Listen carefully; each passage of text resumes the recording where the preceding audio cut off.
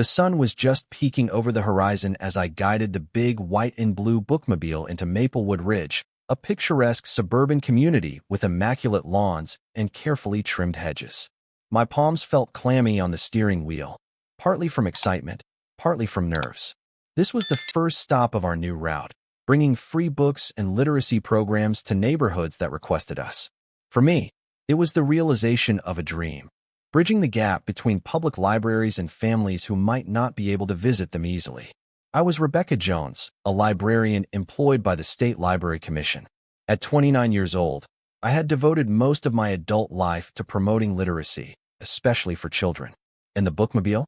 It was my passion project, a brightly decorated van packed with age-appropriate reading materials, e-readers for demos, and colorful posters. Today's schedule included storytime sessions, sign-ups for library cards, and distributing hundreds of free books donated by local publishers. As soon as I parked, an older woman with a rigid posture and an impeccably styled bob marched straight toward me. She wore a crisp pastel pantsuit and carried a clipboard pressed tight against her chest. Even from inside the vehicle, I could see her eyes flashing with steely determination. She introduced herself curtly as Margaret Benson, a senior member of the Maplewood Ridge Homeowners Association. A certain tension in her tone put me on edge. "That van," she snapped, tapping her clipboard with a manicured finger, "is parked incorrectly. You're taking up at least 6 spots in front of the community clubhouse. That's unacceptable." I forced a friendly smile, stepping out to greet her. "I'm sorry, ma'am. We usually park near the clubhouse so folks can easily line up. I was told by one of the HOA reps that this was the best place for us." Her lips thinned. "I don't know who you spoke with, but from what I see, you're in clear violation of our parking regulations." I glanced at the Bookmobile's positioning. Indeed, we took up multiple spaces, but we had intentionally parked at the far edge of the lot to avoid blocking traffic. A few parents and excited children had already begun to gather. Their faces fell as they picked up the frosty tension in Ms. Benson's voice. She glared at the families, especially the curious kids who wanted to see the free books, and then spun around to face me again. "You'll need to move immediately. This is private HOA property, and we have strict guidelines. If you refuse, I'll have no choice but to file a formal complaint with the board and possibly tow this van." My stomach twisted. We had the full backing of the State Library Commission, along with an invitation from Maplewood Ridge's community liaison.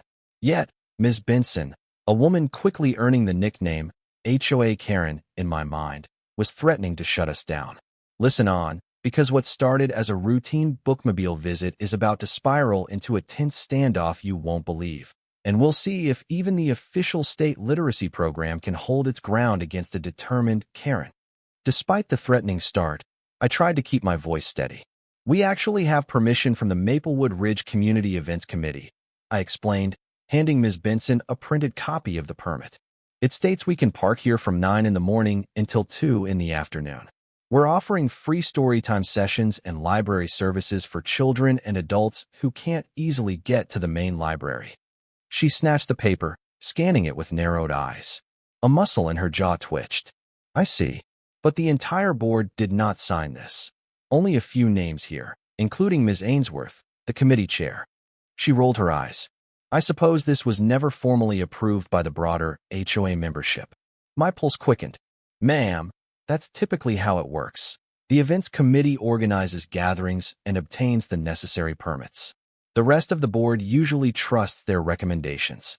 "Clearly, you haven't met the Maplewood Ridge HOA," she retorted. "Everything must adhere to our bylaws. And this Bookmobile," she waved a hand at the bright vinyl-wrapped exterior, "is an eyesore. It disrupts the uniformity of our streetscape." I could almost hear the children behind me fidgeting, worried the lady might chase them away from the promise of new books. My heart squeezed at the idea that she might actually succeed in shutting us down. Just then, a slim, bespectacled woman came hurrying over. She wore a name tag that read Carol Ainsworth, Community Events Chair. Relief washed through me. This was the friendly liaison who had helped coordinate our arrival. "Margaret, good morning," Carol began, catching her breath. "I told you about this event last month. We put it in the community newsletter, and folks seemed excited. The Bookmobile is a state-funded literacy initiative. It's a wonderful opportunity for our neighborhood. Margaret set her lips in a firm line. I recall receiving a notice, but I certainly didn't approve of a giant van hogging our prime parking spaces. Maplewood Ridge prides itself on order and aesthetics. This bookmobile it's just out of scale. Carol's cheeks reddened with frustration. But we specifically invited them because many of our families appreciate on-site access to library materials. She turned to me with an apologetic smile. I'm sorry for the confusion, Rebecca. We all want you here. Well, most of us do. Some folks have already started lining up for story time. Margaret's glare swept over the small but growing crowd. That might be true, she allowed. But I see no reason they can't walk to the public library on their own time. This van is obstructive, especially for seniors who want to park nearby. I intend to discuss the matter with the HOA board. Until then, you'd better not assume you can stay the full day. Inside, my frustration simmered. The State Library Commission had funded these visits to expand literacy. We had a legal permit and an invitation. Yet one obstinate board member was threatening to undermine everything. My eyes fell on a group of children clutching the hands of their parents, gazing wide-eyed at the bookmobile's bright paintings of storybook characters. Determination flared within me. This wasn't just about me or Ms. Benson. It was about giving those kids access to books, fueling their imaginations, and encouraging their love of reading. For the moment, I forced a placid smile. I'll move if I have to. But let's talk through this, Ms. Benson. I promise, we're here to help your community, not disrupt it. She sniffed, clearly unconvinced. We'll see. But don't get too comfortable. After the tense exchange, Carol ushered me into the community clubhouse to introduce me to a few supportive residents. The building's interior was airy and bright, with large windows overlooking a manicured garden. A cozy lounge area boasted plush chairs, and a pair of meeting rooms branched off to each side. In one of those rooms, Carol had set up a small reading corner with rows of chairs and a few beanbags for the kids. We planned to hold our storytime sessions there if the midday sun got too intense. A group of parents, mostly mothers, stood chatting, each cradling a toddler or holding the hand of an excited child. Their eyes lit up when they spotted me, and an immediate sense of warmth rippled through the space. Rebecca, called a woman with kind brown eyes and a baby perched on her hip. I'm Tanya. My daughter, Jessie, has been waiting all week for the bookmobile. She's dying to read the new adventure series you guys carry. Her little girl peeked out shyly from behind her mother's legs, her face breaking into a grin at the mention of books. Scenes like this fueled my love for my job. We have that series on the top shelf, plus some brand new picture books, I assured her. Once we're set up, you can come take a look. Thank you so much, Tanya beamed. Then her expression faltered. Is everything okay outside? I heard that HOA lady shouting. Carol, still at my side. Margaret Benson is raising a fuss about the parking situation.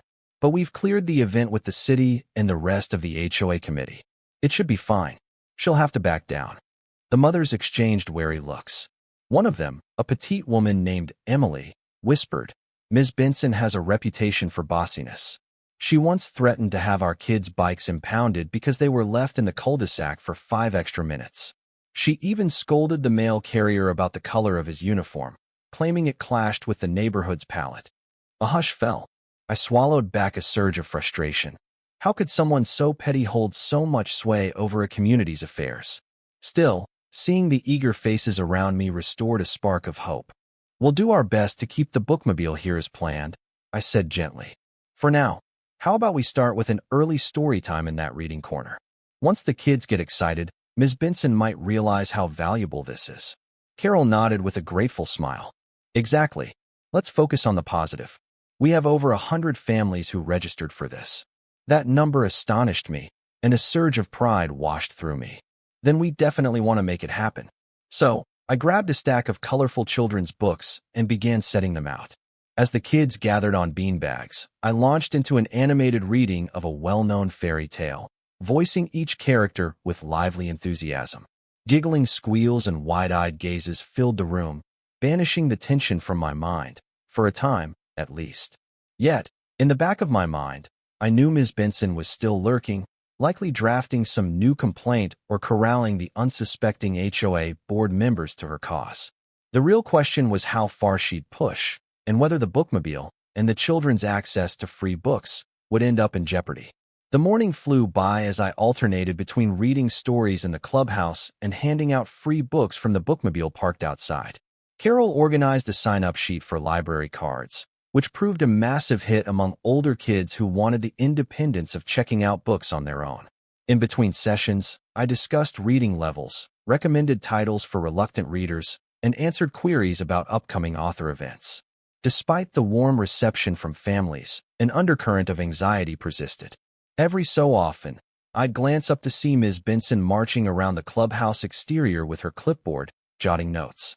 Once, I saw her standing with arms folded, glaring at the children who lined up at the bookmobile to pick out their next read. Around noon, Carol rushed over, anxiety etched into her features. "Rebecca, we have a problem," she murmured. My stomach nodded. "What happened?" "I just spoke with Ray Moore. He's another HOA board member. He says Margaret's calling an emergency board meeting this afternoon, trying to have your permit revoked mid-event." A wave of anger and disbelief swept through me. "But the city and the State Library Commission authorized our presence. Plus, your own events committee invited us." Carol's eyes glistened with frustration. "I know, but Margaret claims you're violating the HOA's common area usage policy. She's complaining about noise, litter, and unauthorized commercial activity. Though that last part makes no sense, since you're giving away books, not selling them." I inhaled sharply, steadying myself. "Let's see if we can talk sense into the rest of the board. I have the official documents. The city permit is clear. We can park here until 2. Carol nodded, though she still looked uneasy. "Ray says Margaret's determined, but so are we. The HOA board is evenly split on some matters. She does have a small faction that usually votes with her." An idea flared. "What if I invite the local press or some of our library commissioners to come see how this event is going? If Ms. Benson tries to chase us away, we'll have the story all over the local news." Carol's face brightened. "That might work. If the public sees a powerful HOA figure shutting down a free literacy program, there could be backlash." She paused, biting her lip. "But let's hold off on going nuclear just yet. Maybe the rest of the board will come around. In the meantime, watch out for any sabotage." That last comment made me glance anxiously out the window at the bookmobile.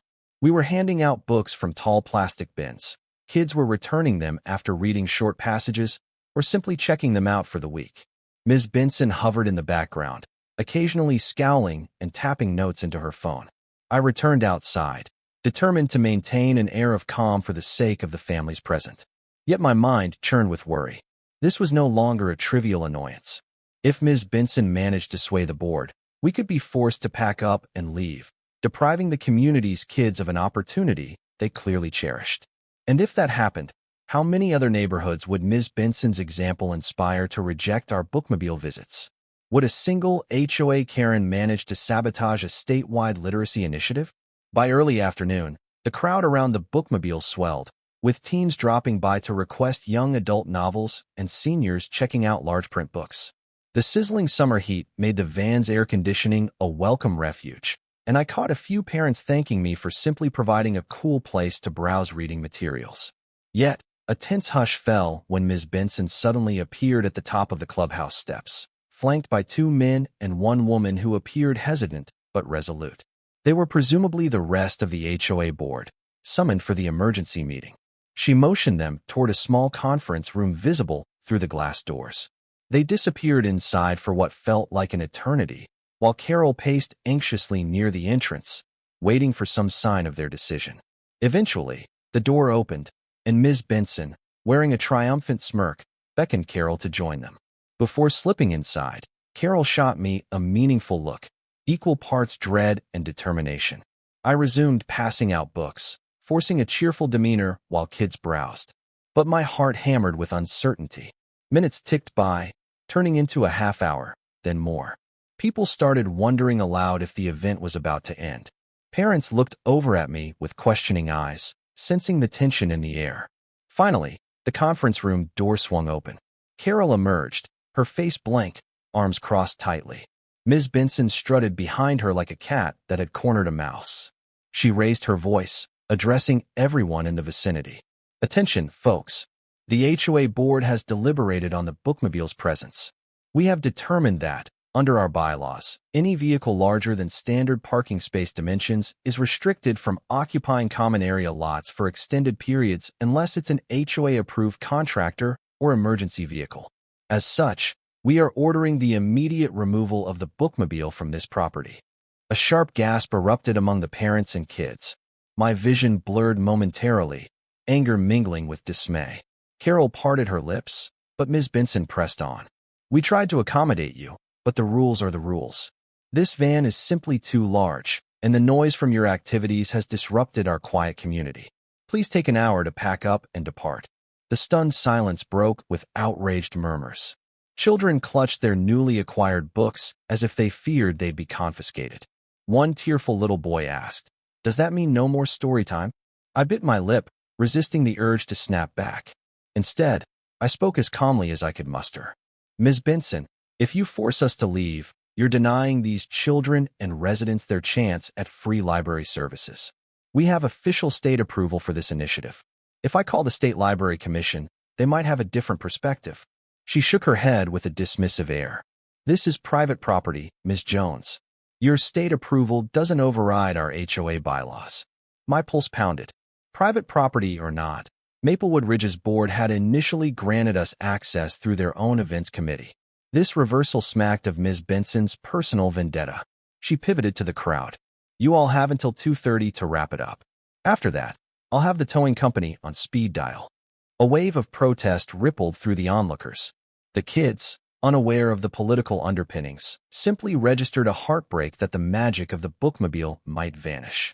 Their parents looked outraged, but also uncertain how to stand up to the ironclad HOA policies. Ms. Benson, chest puffed with self-righteous victory, turned on her heel and disappeared back into the conference room, presumably to finalize her crusade against us. Carol drifted over to me, cheeks flushed. "I'm so sorry." The vote went 3-2 in Margaret's favor. She played up all kinds of fears: liability if a child trips near the van, potential damage to the parking surface, noise complaints. The rest caved in. My throat constricted. "So we're done here?" Carol's face set into grim determination. "Not if I can help it. I'll call some families who know the city council. Maybe we can fight this." She paused. "What about the State Library Commission? Would they intervene?" I inhaled a shaky breath. "Yes, let me make that call." I retreated into the Bookmobile, shutting the door for a moment of privacy. The lively decorations inside, bright murals of fairy tale castles and sci-fi planets, felt oddly out of tune with the tension roiling outside. Taking a steadying breath, I pulled out my phone and scrolled to the contact for Lisa Whitman, my direct supervisor at the State Library Commission. Lisa answered on the second ring, her warm voice instantly soothing. "Rebecca, how's Maplewood Ridge?" I forced a short laugh. "A bit of a nightmare, actually. There's a senior HOA member, Margaret Benson, trying to force us out. She's claiming we violate their parking bylaws, and the board just voted to evict us before our scheduled end time. Kids are upset, parents are furious, but no one's sure how to override the HOA's demands." Lisa sighed. "This is not the first time we've had friction with an HOA. Usually, the community's desire for free books wins out. But let's see what we can do on our end. Our legal counsel can confirm that local HOAs can't override city permits if the area is classified as a public easement or used for community events." I clutched the phone tighter. "They're insisting the clubhouse lot is private property. They said they'll tow us if we don't leave by 2:30. A rustle of papers on Lisa's end. Then she spoke with more purpose. "We have a partnership contract with Maplewood Ridge, signed by their own events committee. That typically carries legal weight. Let me dig it up. Also, the commission has good relationships with local media outlets. If it comes to that, we can highlight the story. HOA shuts down Bookmobile, denies children free books. Trust me, that's not good PR for them." My lips curved into a half smile. The thought of Ms. Benson facing a media storm was oddly satisfying. "Should we go public immediately?" "Give me a half hour to confirm the legal angle," Lisa advised. "We'll see if we can address it quietly first. If the HOA stands firm, then we'll push the story to local press."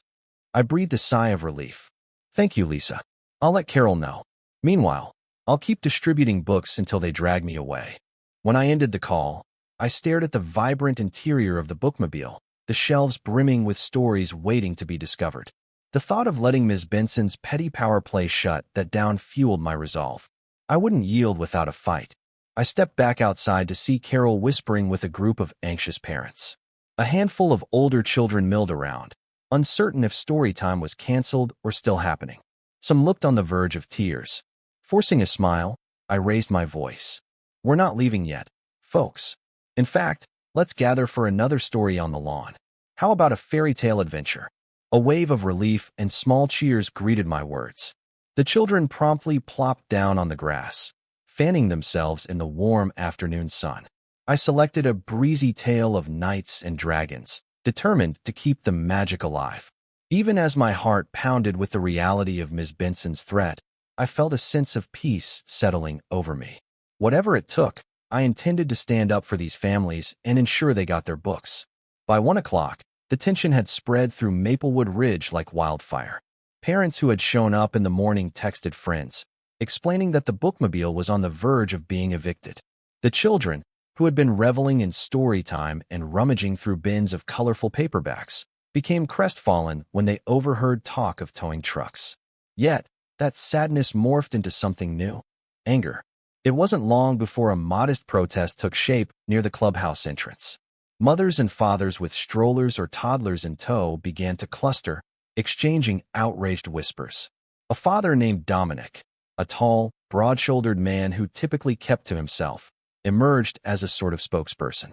"Rebecca," he said, approaching me with determined strides, "my daughter was so excited for you guys to come. And now they want you gone. That's ridiculous.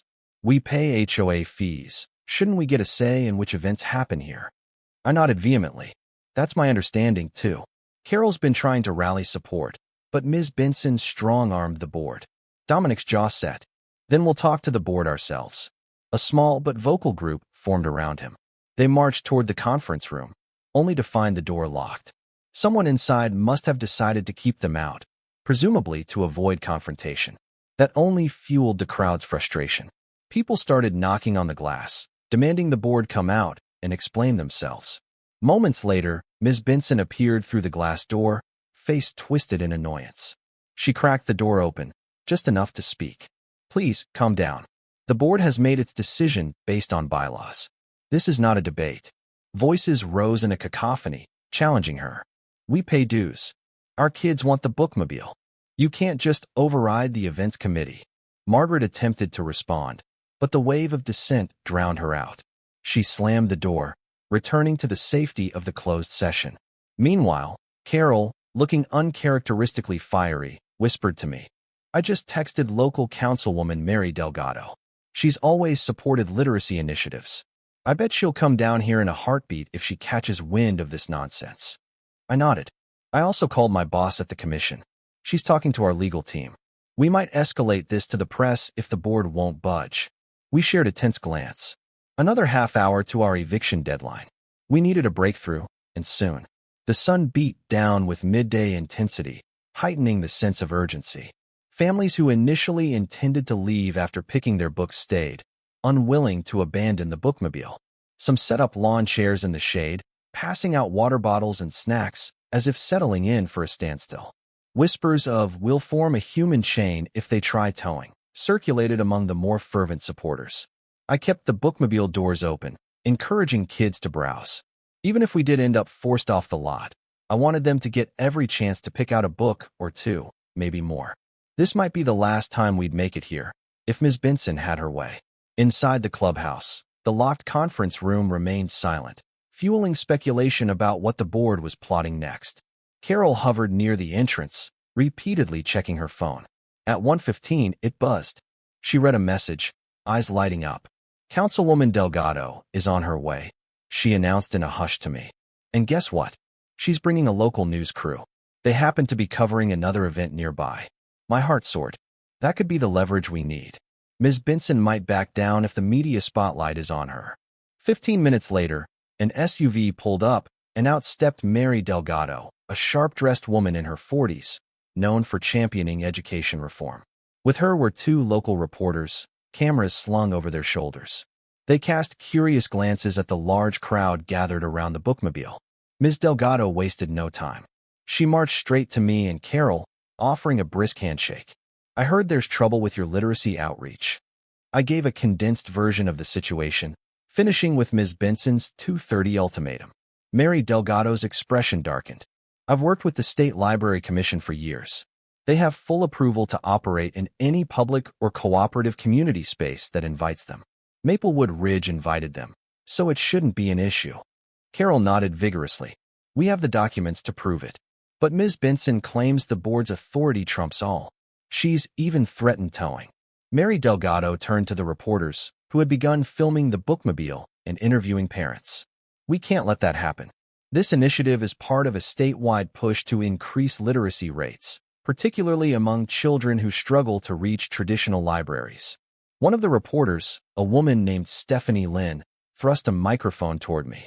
Ms. Jones, can you describe what might happen if the HOA board follows through with towing the bookmobile? I swallowed, clearing my throat.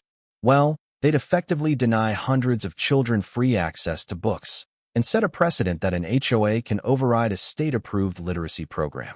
It'd be a shame for Maplewood Ridge to be associated with blocking educational services. A murmur of agreement rippled through the onlookers. The camera panned to the families, capturing worried faces and children clutching storybooks. The reporters pressed for more details, while Ms. Delgado prepared to confront Ms. Benson directly. 2:20 arrived. Our eviction time was a mere 10 minutes away. The tension on the lawn grew thick. Some parents were debating whether to stand in front of the bookmobile and protest. Others clutched phones, ready to call more neighbors for support. And then, as if scripted for maximum drama, the rumble of a towing vehicle echoed from down the street.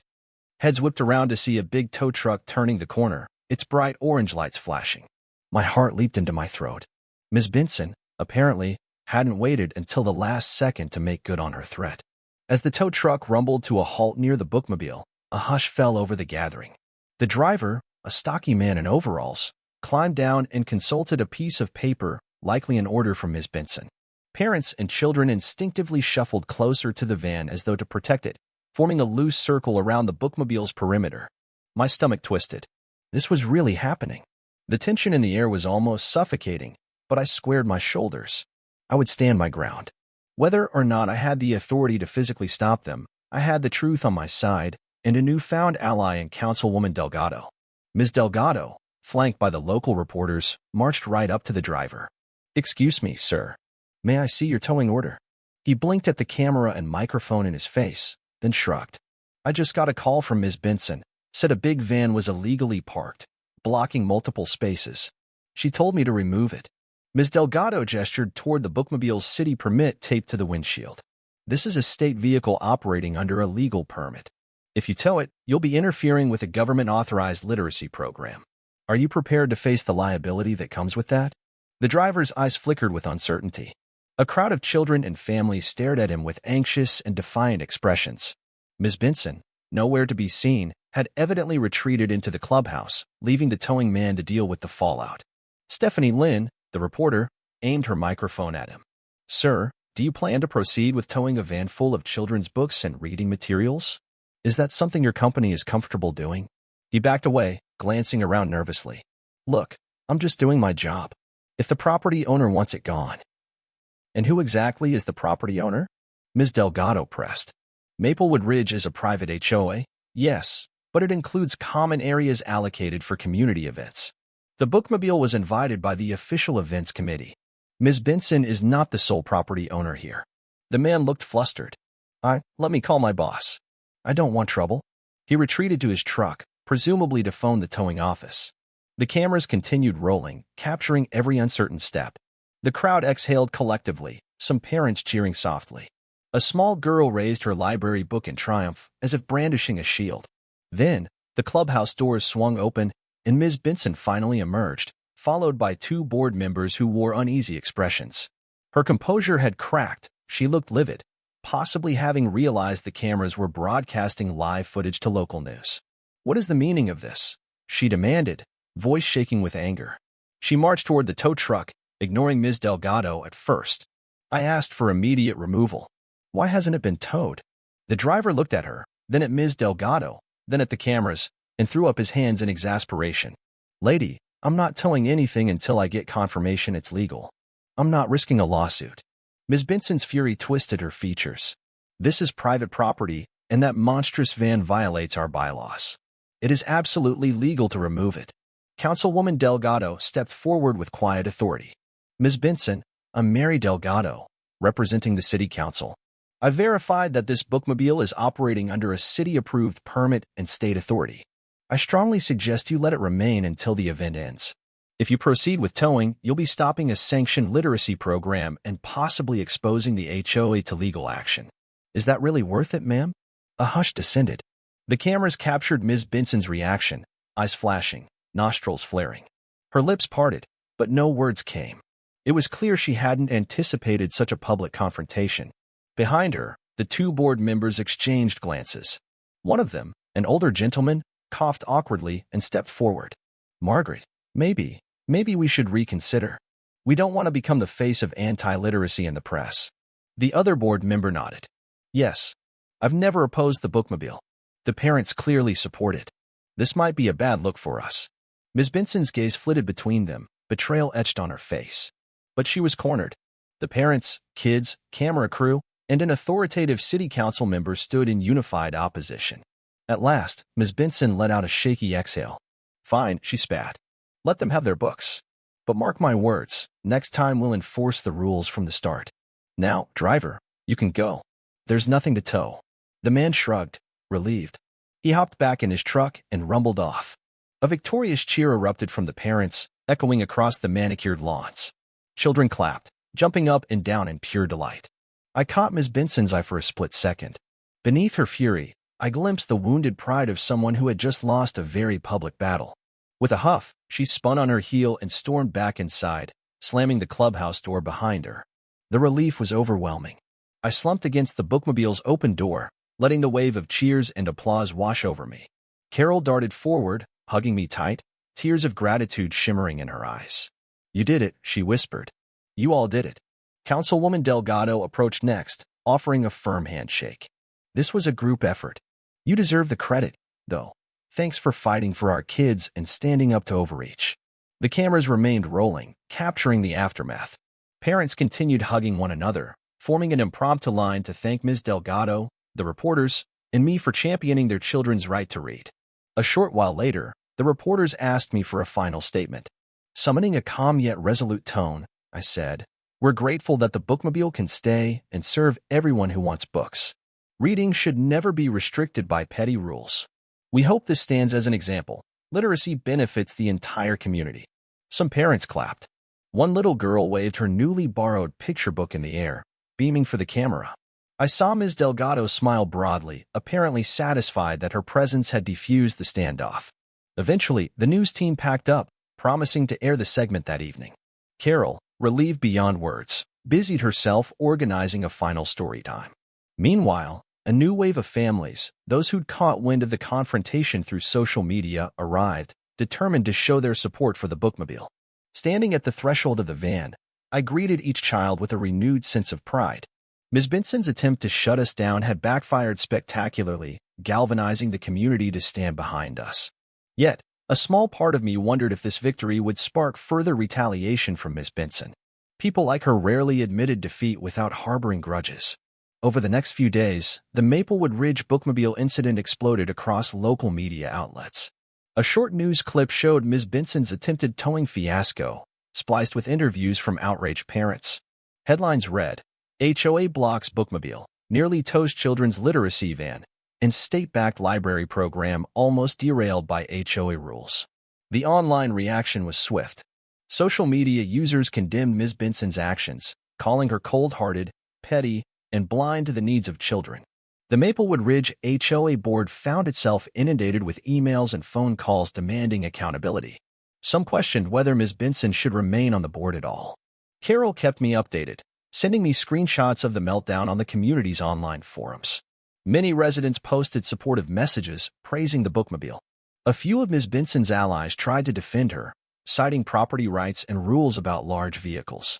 But the tide of public opinion had clearly turned. As for the State Library Commission, Lisa Whitman called me 2 days later with a cheerful voice. Rebecca, we've never had so much positive press. While the confrontation was unpleasant, The coverage has massively boosted awareness of the Bookmobile initiative. We're getting calls from other HOAs requesting visits. I smiled into the phone. That's great news, Lisa. I just hope it doesn't spur more conflicts. Most places see the benefit, she assured me. Maplewood Ridge's fiasco was unique. Thanks to the publicity, they're pretty much forced to cooperate now. The city council's also reaffirming their stance that HOAs can't override state literacy programs so easily. That was music to my ears. Even more surprising, Carol forwarded me an announcement from the Maplewood Ridge Board a week after the incident. We, the undersigned members of the Maplewood Ridge HOA, reaffirm our commitment to educational initiatives for our residents. We apologize for any inconvenience caused by recent misunderstandings regarding the Bookmobile's visit. Moving forward, we welcome the State Library Commission and their Bookmobile to schedule future events, subject to mutually agreed safety measures and timeframes. The letter stopped short of naming Ms. Benson or condemning her tactics, but the subtext was clear. She had been overruled. The statement signaled that the HOA recognized the negative fallout and wanted to mend its reputation. When I saw Ms. Benson's name absent from the signatories, it didn't surprise me. Rumors suggested she'd been urged to resign her senior position, though she remained a board member. A few residents called for a recall election, but that was still up in the air. For me, the biggest relief was that children wouldn't lose access to library services. The Bookmobile had emerged from the ordeal not just intact, but stronger than ever. 6 weeks after our tumultuous first visit, I found myself driving the Bookmobile back into Maplewood Ridge, this time under far more welcoming circumstances. Carol had arranged a small festival atmosphere in the clubhouse parking lot, complete with a bounce house, face painting, and refreshments. A large banner read, "Welcome back, State Bookmobile." Kids and parents cheered as I parked in the same spot as before. No one complained about too many spaces now. Stepping out, I felt a rush of gratitude. This second event promised to be a true celebration of reading and community spirit. Familiar faces greeted me, Tanya with her daughter Jessie, Dominic with his young ones, and seniors eager for new large print novels. The line for library card sign-up stretched halfway around the clubhouse. Carol ushered me toward the new reading corner, now decked out with comfy cushions and a volunteer leading a puppet show. "We've had double the RSVPs from last time," she gushed. "People who never use the library are showing up to see what the fuss is about." As I mingled, distributing books and chatting with families, I couldn't help scanning the crowd for Miss Benson. It felt odd not to see her glaring presence. Eventually, I spotted her across the lot. She stood at a distance, arms folded, seemingly watching the festivities with unreadable eyes. For a moment, our gazes met. She offered a curt nod, then turned away. There was no apology on her lips, no handshake of reconciliation, but in her silence, I sensed resignation. She might never admit she was wrong, but her power to impede the Bookmobile had diminished. Public outcry and community will had overruled her. Surrounded by the laughter of children flipping through colorful pages, I felt tears prick my eyes. For weeks, I'd battled the possibility that Maplewood Ridge would become a cautionary tale, turning away from reading. Instead, it had become a symbol of resilience, of an HOA that almost stumbled into infamy, but ultimately embraced a program that brought neighbors together. As the day wound down, I led one final storytime session. The kids curled up with plush blankets, enthralled by a fantastical tale of brave explorers discovering a hidden world. When I finished reading, the applause and cheers echoed through the parking lot, reminding me just how precious these moments were. Afterward, as families filtered away, many thanked me for sticking it out despite the challenges. I smiled, shaking hands and hugging the ones I'd gotten to know. Then I climbed back into the Bookmobile, my heart full. Driving away, I glimpsed the Maplewood Ridge sign in the rearview mirror. The place now carried a far different meaning for me. I'd arrived brimming with hope, only to face hostility from an unlikely adversary. But, in the end, compassion, community, and the fundamental value of sharing books had triumphed over pettiness and red tape. That night, as I parked the Bookmobile in the library's lot and stepped out, I paused, running a hand over the colorful mural. We had shown that even when an overzealous HOA board member tries to block free books for kids, a determined community and a well-backed statewide initiative can, and will, stand up for what matters. Thank you for staying with me until the end. In the standoff between a HOA Karen and a cherished Bookmobile, justice and goodwill prevailed. No matter how obstinate or prideful one person might be, the collective voice of parents, children, and supportive officials proved stronger. A simple truth emerged. Literature belongs to everyone, and no petty regulation can truly stand in its way.